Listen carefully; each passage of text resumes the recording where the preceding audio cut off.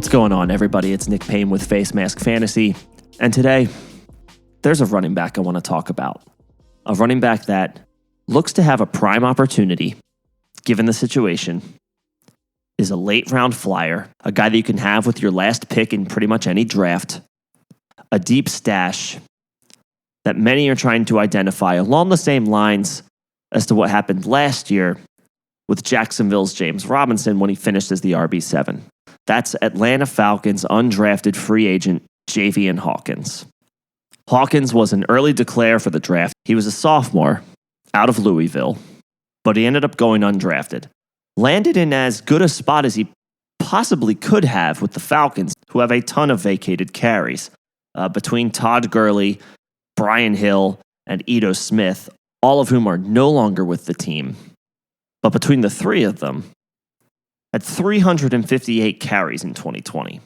So there's a lot of work available in the Falcons offense. So you can understand why Hawkins is being identified as a guy who could pay huge dividends for a Falcons offense who's looking for somebody to emerge in their backfield. Now, they signed Mike Davis, who finished as an RB1 filling in for an injured Christian McCaffrey in 2020.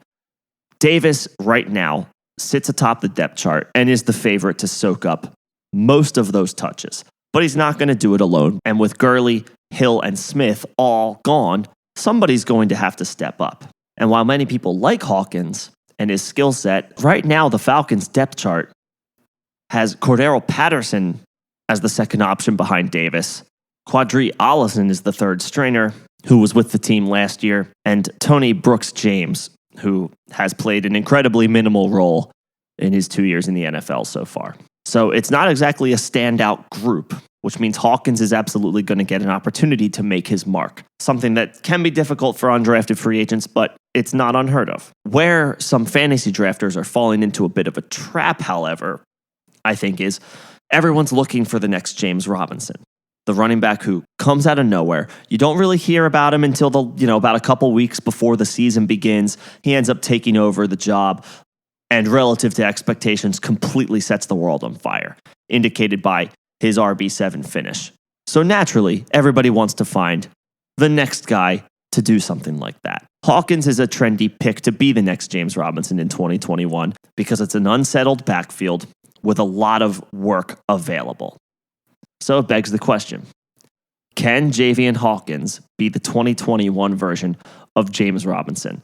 I am here to tell you that I think the short answer here is no. And it simply comes down to Hawkins does not project as being able to handle a bell cow role.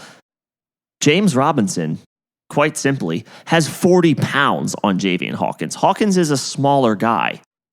Robinson got 240 carries last year. Hawkins does not have the frame or the build to handle 240 NFL carries. It's just not happening for a guy who's 5'9" and under 200 pounds. Hawkins more fits the mold of a guy like Nyheim Hines.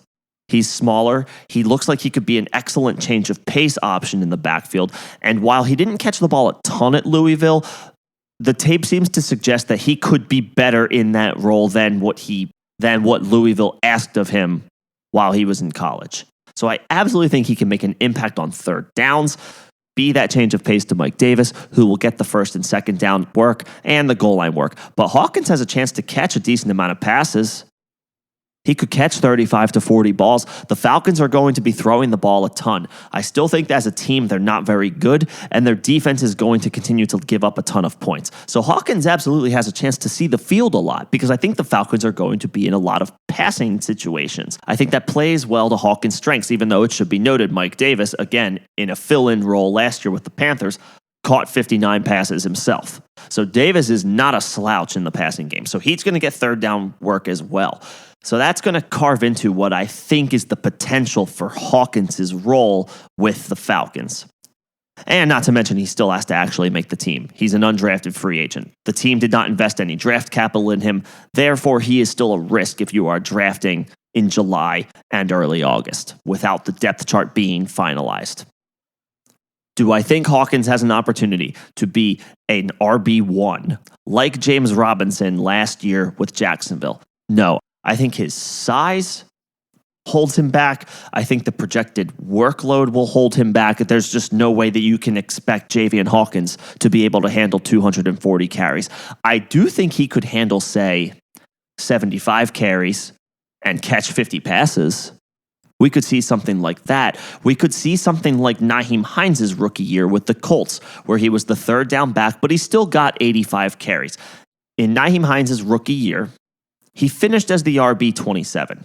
He was getting drafted much later than that. So he was still of value. I think that's something we can expect from Hawkins. I think an expectation of a low-end RB2, high-end RB3 is in the realm of possibility for Hawkins, especially if Atlanta deploys both Davis and Hawkins in third down or passing situations, which I think they're going to be in a lot. So could he be an RB2 and still provide excellent value relative to his ADP? Sure. Absolutely. But if you're looking for a guy who could finish as the RB7, or forget RB7, just an RB1 in general, James Robinson doesn't come out of the woodwork every single year. I think anybody who is looking for the next James Robinson, those are the types of people who are going to reach for types of players like Hawkins too early. And while it's not huge draft capital that they're investing in, there's going to be other guys that would have made more sense with their picks. Could he show out in training camp in the preseason? Of course. That's what that time is for guys who haven't had the opportunity yet to showcase their ability and what they can do. I think Hawkins absolutely has home run ability. He had huge touchdown runs at Louisville, 75 yards, 70 yards, 90 yards. That was just 2020. He is explosive, but he's small. Again, just using Robinson as an example, he's got 40 pounds on Hawkins. You're not asking a guy like Hawkins to bulk up. You're going to take away his opportunity to be a scat back by suggesting anything like that. So I think that's the role that we are looking toward as far as a best case scenario for Javian Hawkins. I think his ceiling is somewhere around the Nyheim Hines rookie season territory, somewhere around 85 carries, 300 rushing yards, maybe 50 catches for another 350 yards. He could total 700, 800 yards, get 4 to 5 total touchdowns. That should be a top 30 finish at the running back position. So he could give you some decent value as an RB3 flex play. But if you're looking for the next James Robinson, I do not think Javian Hawkins is the place that you want to look. And just to throw it out there, there's a lot of offseason left. The Falcons could still bring in more competition.